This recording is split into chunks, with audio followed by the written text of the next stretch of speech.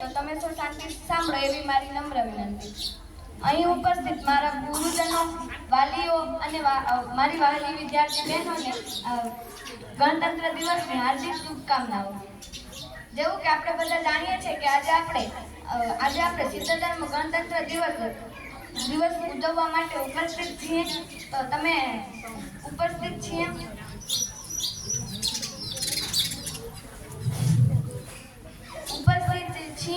અને તમે આપણા ભારત દેશમાં દર વર્ષે 26મી જાન્યુઆરી ગણતંત્ર દિવસ તરીકે ઉજવવામાં આવે છે। 15મી ઓગસ્ટ 1947માં આપણો દેશ ભારત અંગ્રેજોની ગુલામીથી આઝાદ થયો હતો, પણ દેશની શાસન વ્યવસ્થા ચલાવવા માટે આપણી પાસે આપણો સંવિધાન ન હતો। એવામાં એક સંવિધાન સભાનું ગઠન કરવામાં આવ્યું અને સંવિધાન બનાવવામાં આવ્યું। ડોક્ટર બાબા સાહેબ ભીમરાવ આંબેડકર આ સંવિધાનના જનક કહેવાય છે। સંવિધાન દુનિયામાં સૌથી મોટું લિખિત સંવિધાન છે। સંવિધાન ભારતમાં સર્વોચ્ચ કાનૂન છે। આપણે આપણા સંવિધાનનું સન્માન કરવું જોઈએ।